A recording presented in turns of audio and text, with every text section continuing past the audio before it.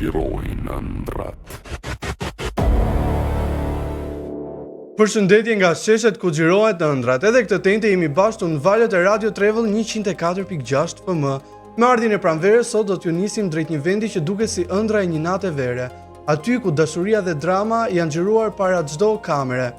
Në gur që jehojnë perandoritë e shkuara dhe periudha nga e motshmja.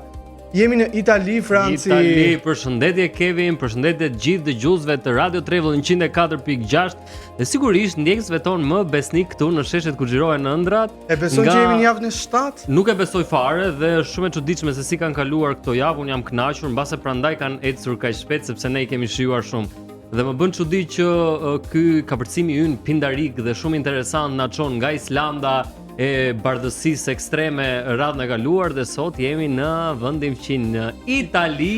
Ndoshta sot do të marrim vesh edhe pse një pjesë e mirë e diasporës ndodhet atje dhe siç e thash që episod pranvere zgjodhëm të parin në Italinë, megjithëse unë është hera e parë që në studio vesh një xhaketë sepse gjithmonë kam ardhur me bluzë të shkurtë. Po s'ke pa në fakt se sot është ende freskët, nuk ka ardhur ajo pranvera, nuk vjen me një lule thon andej, megjithatë ta bëj këtë fjalinë time, hyrjen time klasike, do flasim sot për Italinë dhe për regjisorët që zgjodhin Italinë, për produksionet që rritën turizmin në Itali dhe sigurisht është një vend ku çdo qytet është një skenografi natyrore, ku drita bie në pikturat e rilindjes.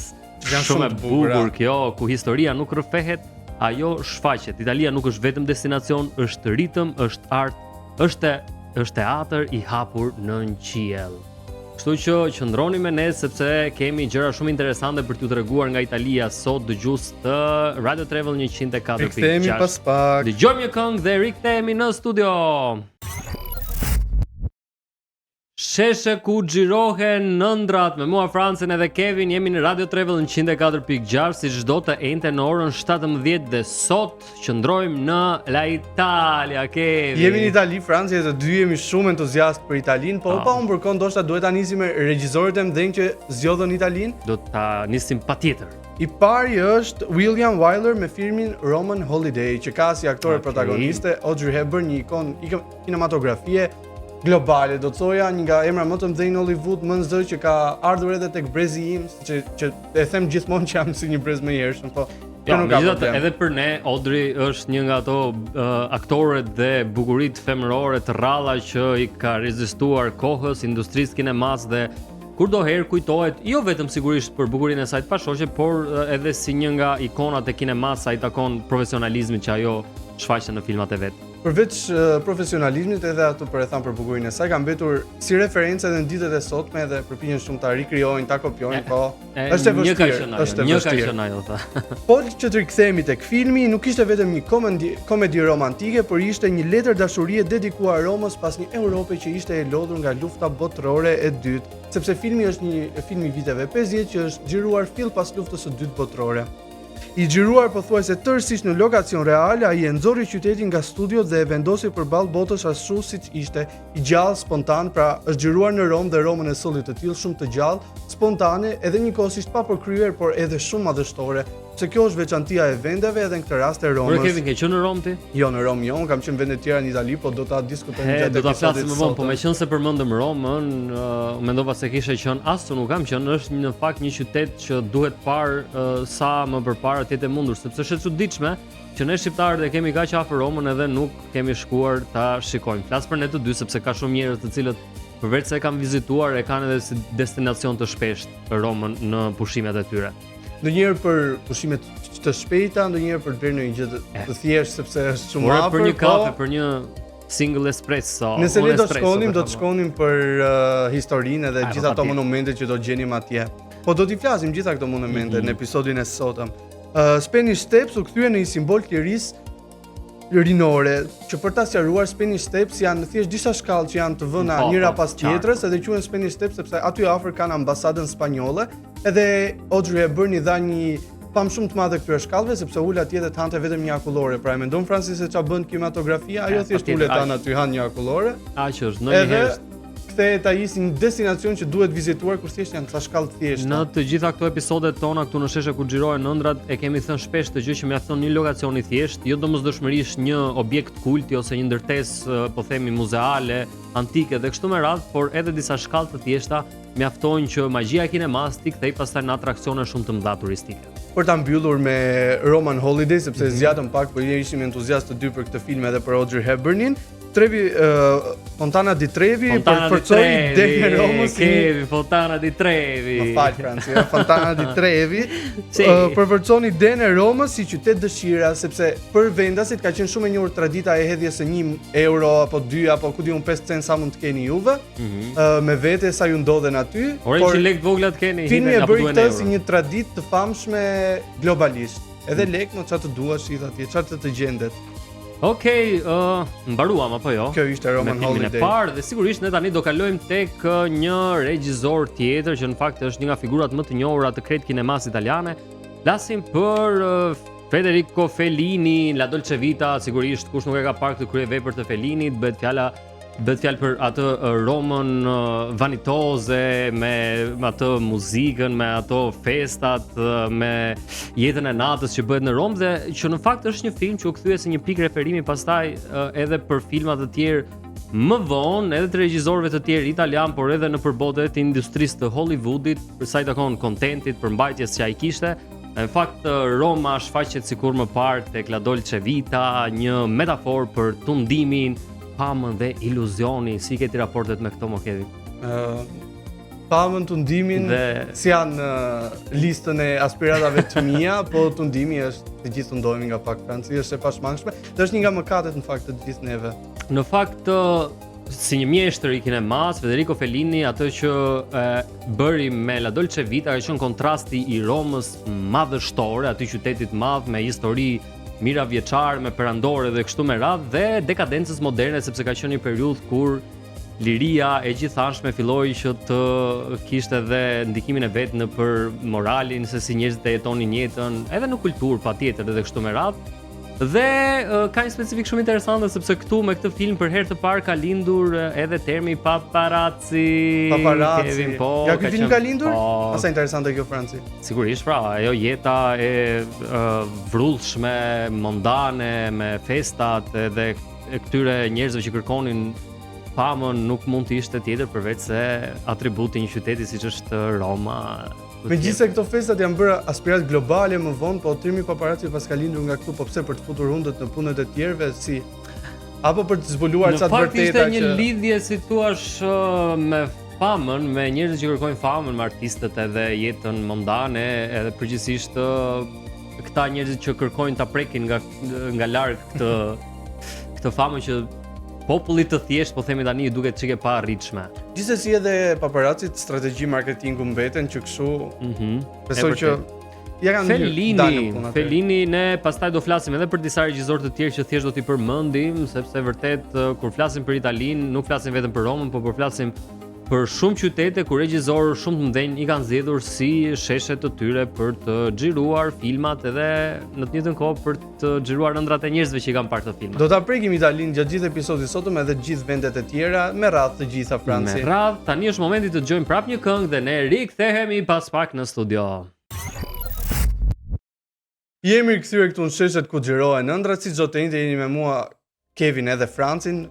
Më shpërfes që them Francit. E më mirë s'ka pa emër mos na ler Kevin, e rëndësishme është që ne vazhdojmë të jemi të dy dhe të dy ta moderojmë emisionin ton shumë të dashur edhe për mua, me thënë të drejtën. Sheshe ku xhirohen ëndra sepse është gjithmonë bukur të dish se ku do shkosh në episodin e radhës dhe sot ne jemi në Itali. Jemi në Itali, kemi folur. Një famshme që po flisnim deri tani edhe Roma ishte si kryeqyteti që ne po e prezantonim, pra kryefjala e episodit sotëm, por tani më fal, është e çuditshme që deri tani nuk kemi përmendur Colosseum, Kevin, si kam. E kemi më vonë Colosseum. E di që kemi, por është ajo ideja që se kemi përmendur ende. Ose këto filmat që pam ka funksionuar si sfond, po ka pika tjera pa merak Franci, dhe i radhës është The Talented Mr. Ripley, që është xhiruar në Amalfi Coast dhe Ischia.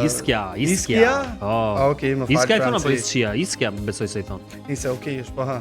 Po pra, okay. Në rregull, mirë jemi, na e konfirmon dhe regjia. Tani ky film përdor bukurinë për të masakruar errësirën.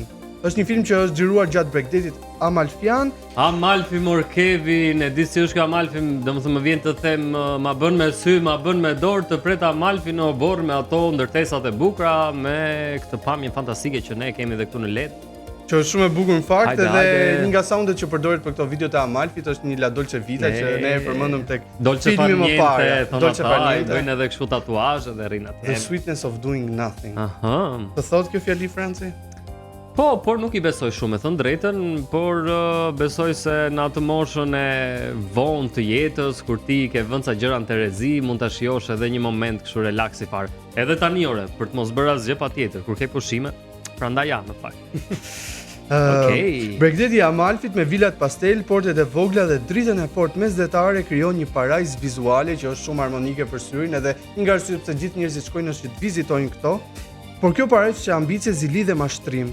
Amalfi në këtë film nuk është thjesht peizazh, është simboli I jetës që duket perfekte, por që kërkon sakrifica morale për t'u arritur. I kërkon patjetër dhe si mund të mungonte James Bondi edhe në Itali Mor Kevin se s'mund ta linin pa e përmendur edhe sot, sepse tani do flasim. Saga e tina përndjek në çdo vend që ne shkojmë. Po tani nuk është faji jon që ai regjizori ka pasur aq shumë mundësi. Ata regjizorët në fakt janë disa kanë pasur mundësi që ta xhirojnë në të gjithë botën, edhe tani do flasim për Casino Royale, Kevin Martin Campbell ka qenë regjizori I këtij filmi. Dhe në fakt është xhiruar në disa lokacione, por ne po flasim për skenën finale, është ajo skena që është xhiruar në Venecia, një balet dramatik mbi ujë, ai pallati që fundoset në heshtje. Me patjetër do kishte ujë në Venecia. Patjetër ai pallati I bukur që fundoset në heshtje blum, kështu. Dhe në fakt Venecia këtu është ndryshe nga çemi mësuar ta shikojmë zakonisht, pra ajo Venecia romantike, me ato varkat, gondolat edhe kështu me radhë, sepse flasim për një Venecia të ftohtë, aristokratike, enigmatike. Dhe nga ana regjizoriale, arkitektura mbi ujë krijon atë tensionin vizual unik që I duhet një filmi të tillë, me aventura, me gjëra, kevi, në asnjë qytet tjetër aksioni nuk përzihet kaq natyrshëm me reflektimin e ujit dhe heshtjen e kanaleve. James Bondi nuk mund të zgjidhte vend më të mirë për të bërë një aventurë përveç se në Venecia. Edhe për ta sjellë këtë me anë të klasit, atë luksit të çeur edhe në mënyrë shumë enigmatike. Aristokrate thamë. Po e gjithë skena në fakt zhvendoset brenda atij pallatit, se ndryshe nëse do ishte zhvilluar në qytet do cilëte një pamje tjetër, ndoshta jo aq enigmatike, sepse Venecia nuk mund ta fshehësh kurrë atë romancën që përmban vetë si qytet. Fakten ose me atë që e lidhin njerëzit që kanë shkuar atje. Por sa mirë, sepse tani po shmanget të gjithë njerëzit, edhe regjizorët dhe producentët ndonjëherë edhe nga mënyra e gjërave tradicionale të parit, si me thënë, meqense Venecia është romantike, ne duhet të krijojmë një histori domosdoshmërisht që të jetë romantike në Venecia. I shikojnë edhe nga këndvështrime të ndryshme për të krijuar në fakt dhe për të sjellë të tjera dimensione në këto qytete kaq të njohura. Okej, radhës është Call Me By Your Name nga është xhiruar në Lombardi nga Luca Guadagnino. Po, ky është në fakt një nga regjizorët e brezit të rinj, duhet të thënë Luca Guadagnino. Është një film me tematikën e vet, ne nuk po I hym, Timothée Chalamet bashkë me atë çunin tjetër që nuk ja kujtoi emrin tani se si e ka. Një histori midis një histori verore tipike kjo apo jo Kevin? Është nga këto dashuri tipike, por jo ndërmjet vajzave të një djali. Lombardi që ka një stil jetese pak më të qetë se sa në vendet e tjera që janë si metropole, siç mund të jetë Roma, Milano, edhe gjithë ato vendet e tjera italiane që janë shumë në zë gjithmonë. Një film për ndjenjën e verës që nuk mbaron kurrë. Kjo është fiksa ajo Franci që filmi ka dashur të sjellë. Fshatrat pranë Lake Garda dhe zona e Kremas shfaqen me dritë natyrale të butë. Italia veriore këtu nuk është monumentale, por është intime, sepse këtu nuk ka të bëjë fare me gjithë monumentet apo historinë që vetë Lombardia mban, por këtu ka të bëjë me ndjenjën, edhe është ajo ndjenjë që ne nuk po I futemi fare sepse filmi ka tematikën e tij që ne.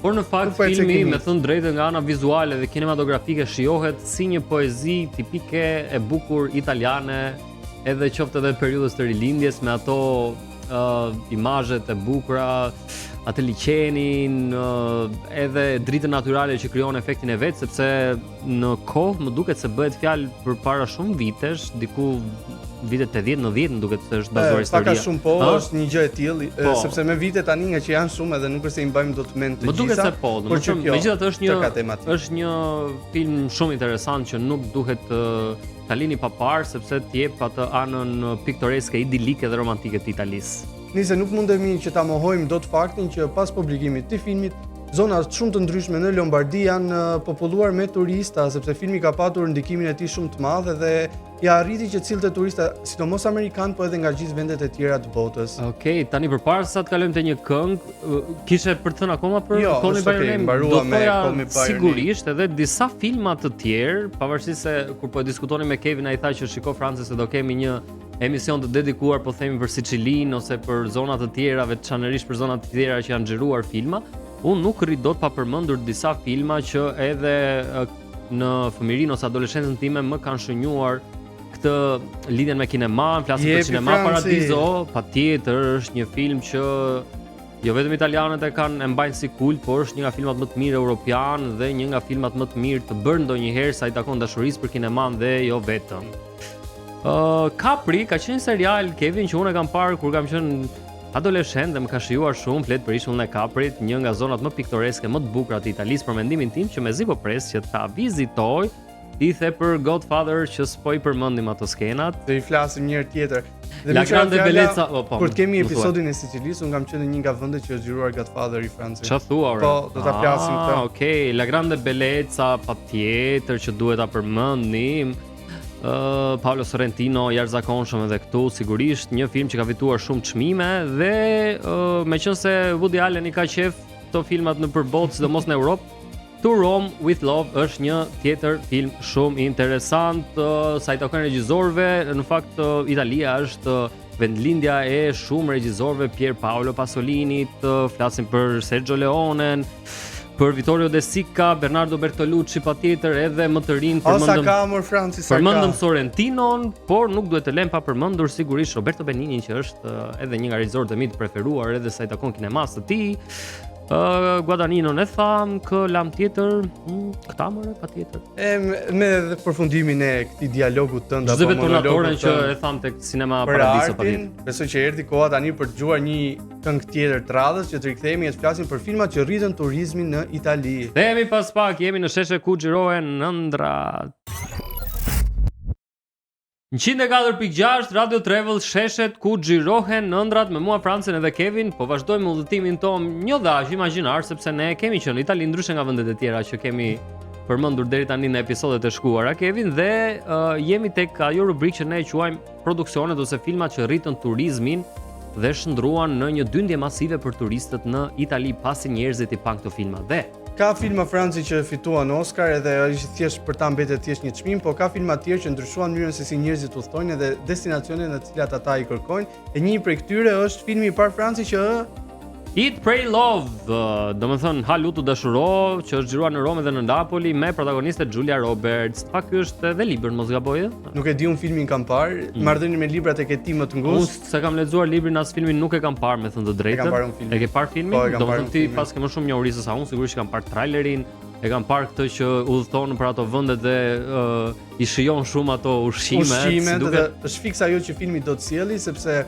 Roma në fakt mbetet edhe Napoli mbeten si sfond, më shumë duat të sjellin ndjesinë e një vakti të mirë që ti ushqen edhe sepse ky në fakt është stili italian që kjo është bukuria e jetës, të hash një vakt të mirë që të shijon shumë edhe mos ta vrasësh mendjen për asgjë tjetër, gjëra ti lësh të rrjedhin. Fare ti lësh të rrjedhin, të hash praktikisht të lutesh dhe të dashurosh, siç është edhe titulli i filmit dhe sa mirë sepse lidhja italianëve me kulinarinë dihet që është shumë e rëndësishme, pizzat, pastat po ashtu sepse është vendlindja e shumë llojeve të pastave Kevin, apo jo, i ke provuar besoj ato. Patjetër, dhe kanë qenë ndoshta nga ushqimet më të mira që kam ngrënë ndonjëherë. Edhe pizzat, pavarësisht atij ku kam qenë unë, nuk është se më rastisi një pizzë që të lije mendjen, por gjithsesi njihet si vendi pizzave.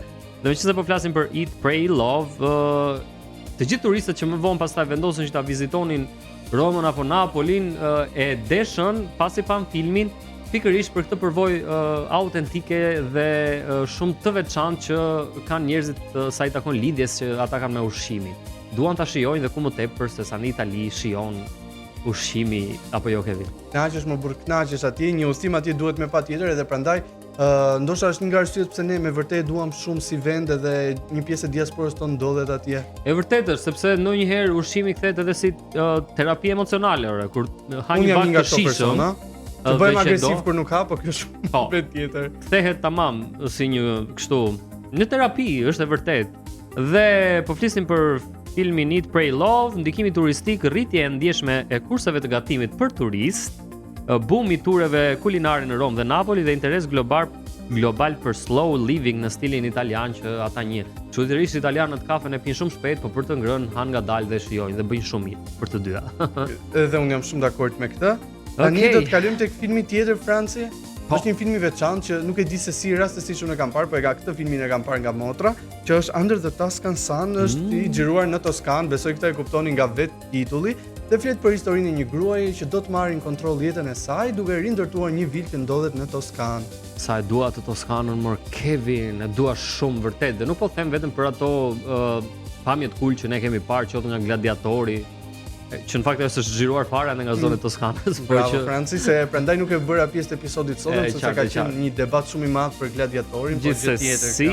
Gjithsesi, por që e kam një nga zonat e mia të preferuara me ato vreshtat e bukur, me atë verën që shijon shumë atje, po që ja, na është bërë nga esenca e jetës shumë të mirë mund ta marrësh nëse shkon edhe viziton Toskanë. Sun, okay. Po, Toscan Sun. Në filmi paraqet në fakt rrugët me zhavor, tregjet lokale dhe vreshta që shtrihen deri në horizont, dritë e artë në perëndim, që imagjino sa bukur duket, ku I ke një hapësirë gjigante që është komplet e hapur me bimësi atje dhe perëndimi, përveç se fotot që dalin shumë bukura, është një gjë që syri duhet ta shohë edhe drejta ta perceptoj si gjë sepse është shumë harmonike. As do doja fare të bëja foto atje, thjesht do doja të shkoja dhe të shijoja atë lloj peizazhi fantastik që të ofron. Ta jemi ne që nuk bëjmë foto, por ka njerëz të tjerë që shkojnë vetëm për foto. Kjo është e vërtetë. Veçantia e filmit ishte që këtu nuk ishte aksion shumë të madh, ka transformim personal dhe për këtë Toskana merr metaforën si vendi I fillimeve të reja. Këtë në fakt e kishim dhe në Island, pra në këto dy vende duhet bërë të krahasimin, në fakt se sa bukur është të dyja dhe të dy vendet gjejmë këtë transformimin personal. Bukur zhvillimi personal, një nga autorët e mi të preferuar sa I takon letërsisë së zhvillimit personal, Robin Sharma ka një vilë, një rezidencë të vetën këtu në Toskanë, Kevin. Kjo ndodh në fakt Franci me produksionet kinematografike hollywoodiane sepse kanë ndikimin shumë të madh kudo globalisht, edhe kjo gjë nuk do shmange edhe me filmin Under the Tuscan Sun. Pati një rritje të kërkesës për vilat me qera atje që ja u rritën shumë çmimin mbasi filmi u publikua. Të huaj që blen prona rurale sepse u njohën me zonën e panë që ishte një zonë shumë e mirë për investime.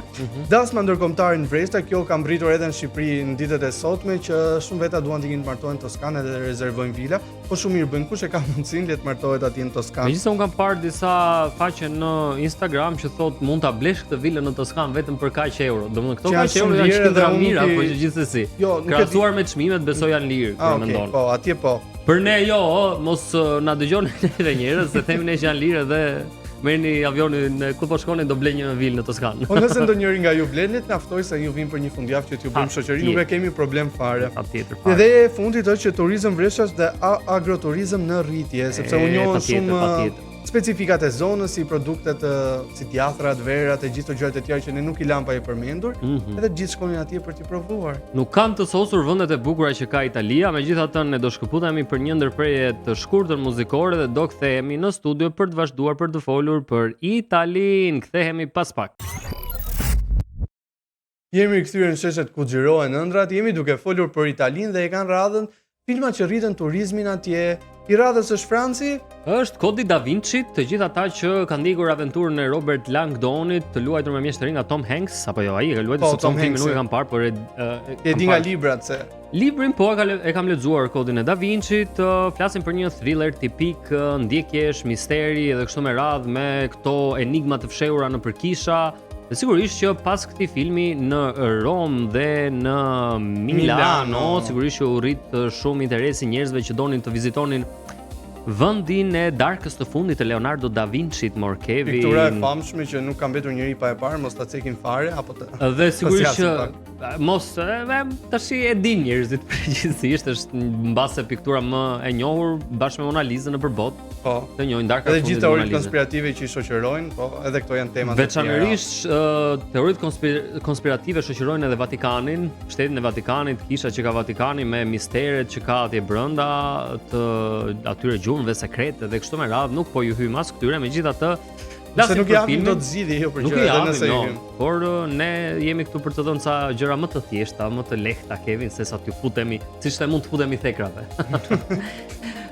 Filmi e trajton artin si enigmë, çdo pikturë bëhet kod, çdo kish bëhet sken sekreti dhe në fakt Italia ka një përqendrim unik të artit. Kjo është pak po e sigurt do flasim pak më vonë edhe për Firenzen. Në fakt specifikisht Italia është vendi ku bëhen bashk arti, feja dhe historia, në përgjithësi në distanca shumë të vogla dhe në qytete që nuk janë larg njëri tjetrit. Dhe sigurisht që për një narrativ misterioze është një vend ideal, siç është në këtë rast edhe për sagën dhe thrillerin e Kodit të Da Vinci, sa i takon ndikimit turistik, një rritje e tureve tematike në atë zhanrin që ka vetë filmi të misterit dhe konspiracionit, vizita më të shumta në të gjitha monumentet fetare, sepse jo të gjithë njerëzit duan që të vizitojnë objekte religioze, Kevin, për shembull ti po themi shkon edhe si ke qef, nuk hyn në preferencat e tua, por një film si Kodi Da Vinci ta jep edhe këtë mundësi që të shkosh atje dhe ta shohësh edhe ta vizitosh. Unë kam qenë në Milano, Franci, nuk kam vizituar këto gjërat me Robert Langdonin, po unë di që jehona e tij ka rezistuar kohës edhe aty është përmendur në për turet që kam bërë atje kur kam qenë në Milano. Megjithëse Milano mbetet një qytet shumë rinor që të gjithëve do jau sugjerojnë nëse janë me grupe shoqërore. Pikërisht ngelet, po kur ti je i ri edhe gjithsesi zgjedh Milanon që të shkosh për të bërë turizëm, të kthehet domosdoshmërisht edhe ky interesi për artin e rilindjes italiane që në fakt ka qenë edhe baza e rilindjes europiane. Kështu që jo se je i ri edhe nuk duhet i dish këto gjëra. Për mua arti i rilindjes është shumë i bukur, i preferuari në fakt, po ai ka funksionuar në fakt si PR, pra gjithë ato gjërat e madhrishme edhe shumë të mëdha nuk kanë qenë të rastësishme, po kanë funksionuar si PR i vendeve dhe i perandorive për dhënë këtë madhështinë gjithë vendit atje, për gjithë ata të huaj që i shihnin apo në këto brezat e marshëm që do të vinin, dhe le të themi që ka funksionuar, sepse ne këtu sot po flasim për gjithë atë që ka ndërtuar në kohën atëherë. Ne për çfarë po flasim tani, Kevin, po Italia ta bën gjithmonë me sy, është një vend i jashtëzakonshëm dhe shumë i bukur për të vizituar edhe pa parë ndonjë film të tillë, domethënë, por ne po flasim tani për produksionet që rritën ndjeshën turizmin në Itali dhe i radhës Kevin është I radhës është Letters to Juliet që është xhiruar në Verona. Patjetër, historia e famshme e Romeos dhe Julietës. Por që në fakt në këtë rast nuk është aq tragjike. Nuk është tragjike sepse ka një frymë shumë optimiste dhe artdashëse dhe dashuridashëse. Ekziston kjo si fjalë? Patjetër që po. Fjalë shumë e bukur, po. Po në fakt filmi sjell nga eksperiencat e letrave, sjell Verona në një eksperiencë reale që ti mund të shkosh atje dhe të vizitosh gjithë vendet ku është xhiruar filmi, puthja e famshme, edhe balkoni i famshëm që është Romeo dhe Julieta, që tani është një atraksion turistik më vete, po filmi ja ka dalë dhe historia ka mbijetuar, për kjo është e veçanta dhe edhe letrat e dashurisë kam dëgjuar unë që pas filmit patën një boom kështu super të madh, domethënë njerëz që i shkëmbenin me partnerët e tyre, letra dashurie të pafundme, i linin aty për t'i gjetur partnerët e tyre dhe kështu me radhë. Kryen këto lojrat e çifteve. Është shumë e bukur në fakt, dhe një e veçantë fakt. Edhe ku më mirë se sa në Veronën e Romeo dhe të Julietës mund të ndodhnin të tilla historira të bukura dashurie, jo se në Korçë nuk ndodhin. Ndodhin në Korçë, ndodhin në Tiranë, ndodhin edhe në Tepelem, Franci. Në Verona nuk e dim. Folëm edhe për balkonin e Romeos dhe të Julietës, aty ku rinte Julieta dhe ky i jepte ato premtimet e veta të përjetshme për dashurinë. Tani dëgjojmë një këngë tjetër, Kevin? Dëgjojmë për një këngë që të kthehemi pastaj me. Sepse kjo dashuria na ashtu një çik. Kam një surprizë për ty, do flasim për Koloseun. Okej, dëgjojmë pas pak. Sheshet ku xhirohen ëndrat 104.6 Radio Travel me mua Francën edhe Kevin, po udhëtojmë nëpërmjet Italisë, Kevin, dhe tani jemi tek ajo rubrika që ne pëlqejmë shumë të dy. 3, 2, 1. Sheshi ditës, sheshi pa arsye, do të jetë vazhdimi. Jo, shesh me shumë arsye sepse tani do flasim për një super monument kulturor në Itali, dhe jo vetëm, por që është në fakt një nga më të njohurit në gjithë Europën dhe është fjala për edhe në gjithë botën, është Koloseu, nuk mund mungonte, zakonisht në këto gjërat që janë shumë të gjërat, monumentet shumë të famshme, nuk i sjellim sepse ju i dini tashmë, po duam t'ju prezantojmë vende të reja, po Koloseu nuk rria dot pa e futur bashkë me Francin, sepse të dy e duam shumë si vend, edhe është e shkruar historia për të, nuk e mohojmë dot. Koloseu është më shumë se monument, është arkitekturë që flet për vetë psikologjinë e njerëzit. Është ndërtuar në vitin 80 pas Krishtit, ai ishte projektuar për spektakël masiv dhe ka një kapacitet me rreth 50.000 veta.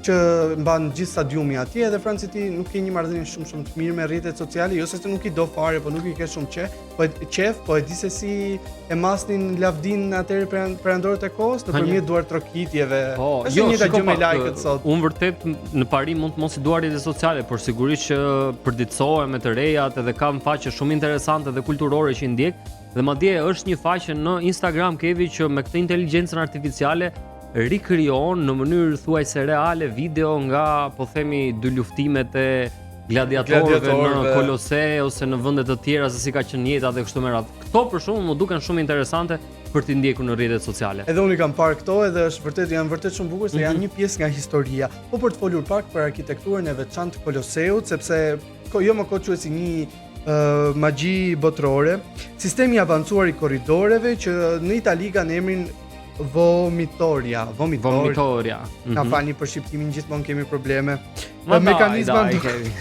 Mekanizma nëntoksor për kafshët dhe skenografin, ato kafshët që i mbanin të përthyer aty luanët e gjithë të tjerët. I mbante perandori atje kafshët edhe i lëshonte kur t'i donte qefi perandori to Kevin. E vërtet kjo.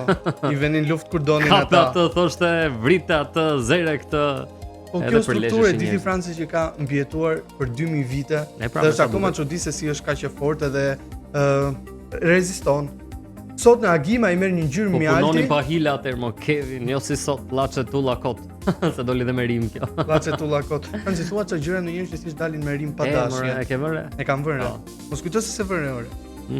Mos kujto se vëre ore. Edhe kjo doli me rim. U bë një frazë nga neve. Në mbrëmje, ndriçimin e bën të duket si skenë e përjetshme, ndërsa Koloseu është simbol i fuqisë spektaklit dhe kalimit të kohës. Një arenë ku historia ende duket se merr frym. Perl kjo. Ky është Koloseu Franci, shpresoj të ketë pëlqyer shpjegimi im. Jo, më pëlqeu shumë, mora vesh ta gjëra që nuk i dija, me thënë të drejtën, sepse ne thjesht e shikojmë Koloseun, atë objektin e madh, interesant, të bukur, me atë dritën e veçantë që ti përmende, por edhe këto faktet për shembull për strukturën e brendshme nuk i dija. Me thënë të drejtën. Okej, ne tani do kalojmë tek 3 vendet që duhen vizituar edhe për gjithë ju që jeni duke shkuar atje, lapsin letrën edhe nisuni. Dhe i pari në fakt që do themi për sot, un kam pasur fatin që ta vizitoj para disa vitesh dhe flasim për Firenze. Franci me zor presta të gjysh shpjegimin tënd. Që në fakt njihet edhe si qyteti ku aty ku ka lindur rilindja europiane. Duket si lloj fjalësh, por në fakt si drejtim kulturor, rilindja europiane mori hovë pikërisht në Firenze, qyteti i Michelangelos, qyteti i Leonardo da Vinci, Kevin, në fakt, edhe qyteti i Dante Alighieri, sepse unë kur kam qenë atje kam vizituar atë që ishte shtëpia ku Dante bënte ato veprat e tij, po ishte shumë interesante dhe kishin bërë në një dhomë të vogël, e kishin rindërtuar si në miniaturë dhe ishte ai mbase i bërë me dyll, me ato dyll quhet ajo që i rikrijojnë si statuja, po. Dhe rrinte me një qiri në dorë, madje kanë bërë edhe ca foto, ka qenë shumë interesante. Do mi tregosh këto. Patjetër, por sigurisht nuk mund të rrim pa përmendur që un pata fatin ta shikoja, flasim për Uffizin, që është, si më thënë, galeria e artit mbase nga më të mëdhat në Europë, sepse ato ishin 2 godina 3 katëshe, që nuk të mjaftonte 1, 2, madje edhe 3 ditë për t'i vizituar dhe për t'i shijuar të gjitha veprat atje, sepse kishte vepra pafund të piktorëve patjetër të rilindjes, por edhe të piktorëve të tjerë që nuk të bie rrallë shpesh rasti që ti shikosh Kevin. Shikosh rrallë, është rrallë në fakt që ti shohësh. Atë do thoja që është shumë rrallë për t'i parë. Kishte njerëz pafund kur kam shkuar unë në nëntor të 2023-shit, ishte një godinë e jashtëzakonshme, e ndarë, si më thënë, me një shesh atje në mes dhe në të 2 anët ishte galeria ku ti çdo pavion i vetë, domethënë kishte piktura të ndryshme, kishte skulptura pafund patjetër. Dhe tash nuk çdo gjë nga arti i rilindjes shkoni edhe e gjeni aty, ne mos flasim më shumë se. Një nga veçantitë që kishte Firenze si qytet ishin këto skulptura që ti mund t'i shikoje kudo nëpër qytet. Kishte ato urat e bukura, ku kalonte lumi, ç'të them, ai ishte një art në vetë. Ne mjaftuar shumë arsye për të shkuar për ta vizituar Firencen, se edhe unë e kam në aspiratat e mia, këtë e kam në aspiratat e mia. Dhe rrugët ishin shumë të ngushta dhe sigurisht ishin ato rrugët tipike të ngushta me ndërtesa të vjetra rreth tyre. Po duket sikur nuk jetoje në fakt në një qytet që funksionon ende, por sikur kthehesh pas në kohë. Është mirë që e ka ruajtur këtë. Çka kam bërë tjetër në Firenze nuk më kujtohet, megjithatë e kam si ndjesi dhe si emocion e kam sigurisht që shumë të afërt me veten Firenzen e rilindjes. Historia që ndodhi mua kur po flisnim për White Lotusin. Po. E hoqe merakje ti tani, the të gjitha Francë? Më duket se po për Firenzen kam bërë një foto shumë interesante, se ishte një kështu Kevin, një skulptur, mbase ishte moderne, nuk i takonte këtyre të vjetrave, një valixhe. Më kupton, po ishte në përmasa shumë të mëdha dhe në mes ajo ishte e hapur, nuk është se ishte e plot, më kupton?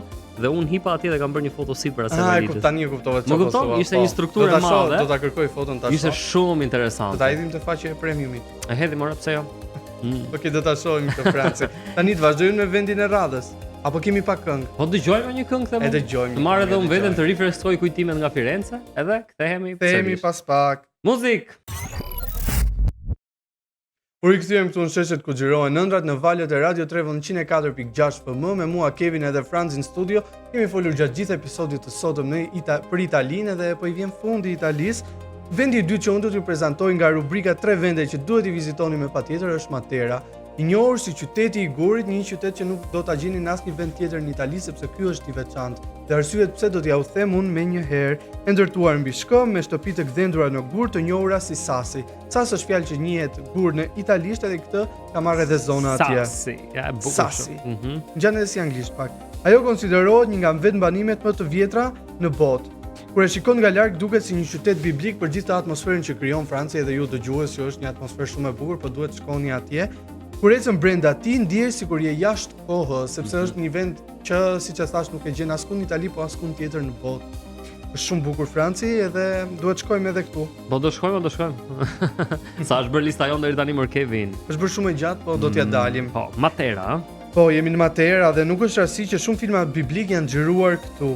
Matera ofron atë që asnjë studio nuk mund ta krijojë, autenticitet mijëvjeçar, autenticitet mijëvjeçar, patjetër, sepse përgjithsisht njerëzit sot sa i takon anës turistike priren më shumë dhe është një trend gjithmonë më shumë në rritje i turizmit që duan gjërat autentike, nuk duan këto gjërat klasike, si më thon këtu turizmin tamam, duan të prekin konkretisht atë gjën të veçantë që ka i vendi ku vizitojnë. Dhe Matera është një nga këto raste për këtë, për ta mbyllur me Materën, të themi një gjë tip stili jot. Hajde një herë, Matera është heshtje, është reflektim, është përjetësi e gdhendur në gur. Po shumë shkurtë, se nuk doja këtu. Shumë mirë. Tani unë do rikthem prapë atje ku na çove ti Kevin pak më përpara në bregun e Amalfit, Amalfi Coast, që në fakt është quajtur ndryshe edhe si një dramë mesdhetare, tamam dramë, sidomos për ne që se kemi vizituar Amalfin akoma. Është një vend i jashtëzakonshëm dhe nëse Matera që po fliste Kevin deri tani është tokë dhe histori, Amalfi është dritë dhe lëvizje, një qytet tipik mesdhetar i ndërtuar aq bukur me ato vilat aq interesante sa të grish do thoja unë për të shkuar atje, për të kaluar jo ca ditë, po ca muaj do të jetoja me qef në Amalfi Kevin. Është kjo që vjen me pushimet që të ndjek edhe jeta e shpejt me patjetër në Amalfi, duhet ta përjetoni atje një herë verën. Po, dhe i ke parasysh ato rrugët tipike që ka Amalfi, prandaj quhet edhe si në fakt si një dramë mesdhetare, sepse vetë rrugët bregdetare kanë një farë dramaticiteti shumë interesant dhe të kujtojnë ato një makinë nga ato të vjetra që rri atje te bregu, e kupton, fare romantike kështu, Vespa, të gjithë gjërat e tjera që u bën aspirat globale më vonë, po këto ishu ja kanë dhënë një hënën për të përcjell ndërkombëtarisht. Patjetër që po, flasim edhe për disa fshatra që ka ajo zona e Amalfit atje.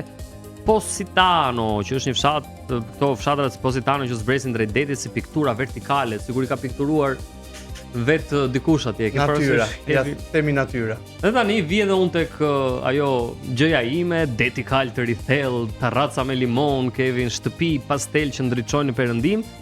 Dhe natyra është skenografi dhe arkitektura është një spektakël me vete në Amalfi. Çdo kthes rrugë është një kornicë filmi, çdo pamje duket e dizenjuar nga një regjisor me një sens dramatik dhe nuk është një vend që duhet të nxitosh për ta vizituar, Kevin, kur shkon atje, merre me qetësi sepse ka pafund për të dhuruar. Është një vend që përjetohet me frymarrje të ngadaltë si vetë vera që përjetohet në Amalfi.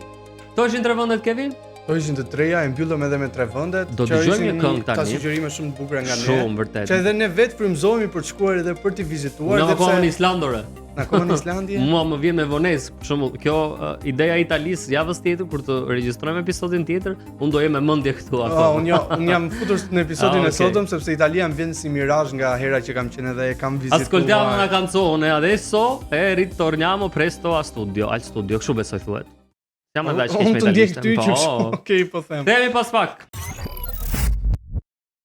U kthyem në Itali, sa për informacion Kevin, unë jam tifoz i Italisë, i skuadrës futbolle italiane dhe i Juventusit, kam vite që jam tifoz juventin, që s'jemi aq mirë këtë vit, po gjithsesi, thjeshta për ta thënë, duket e Landi? Jo, Jo, Landi? Jo, Landi me sa duket është nga skuadrat e kryeqytetit. Unë jam i spanjollëve Franci dhe pse s'më pyeti?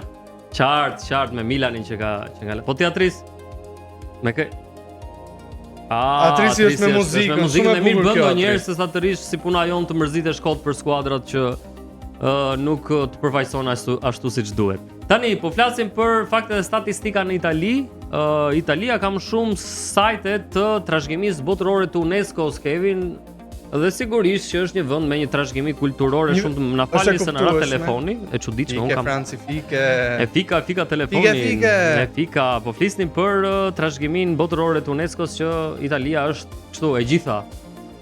Atje se po një vend më shumë kulturësh e kuptueshme që të ketë aq shumë sajte të patjetër. Por tani kur të them që ka 3000 muze, edhe këtë e besoj. E beson patjetër. Po, se kam qenë atje vetë dhe e kam parë që në distanca shumë të vogla kishte muze pafund që isha ato hyrjet aty, po gjithsesi. Ti Keviç do na thuash ndonjë fakt ose ndonjë statistikë nga Italia? Unë mund të them Franci si një dashamirës i ushqimit shumë i madh që atje ka rreth 600 lloje makaronash tradicionale.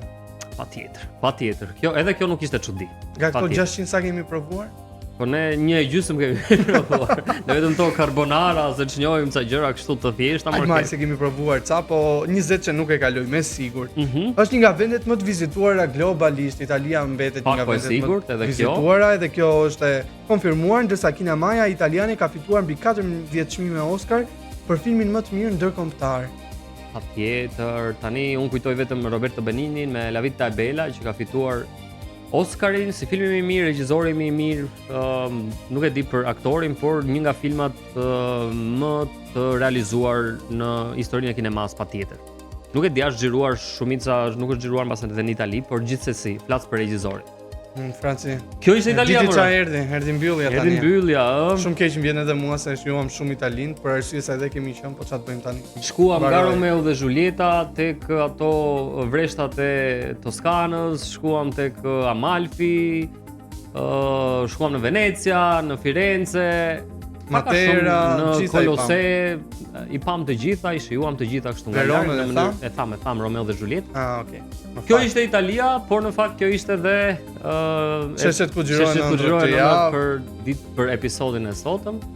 Ne do shihemi si çdo të njëjtë në orën 17:00 këtu në Radio Travel 104.6 me mua Francin dhe me Kevin. Okej njerëz, kalofshi mirë deri javën tjetër. Na prisni sepse kemi super vende për t'ju thënë në javët në vazhdim. Patjetër, edhe mos harroni që edhe deri javën tjetër që çdo zgjerimi është një ëndër që pret të tregohet. Ju pafshim nga ne të dy entuziastët e vendeve. Dhe mos harroni të klikoni në Vas.al sepse keni ofertat më të mira kudo që ju zgjidhni që të bëni pushimet. Kështu që me këtë thirrje që ne ju bëjmë, se konfirmoj edhe unë. Miru pafshim dhe kalofshi mirë deri javën tjetër. Paçim.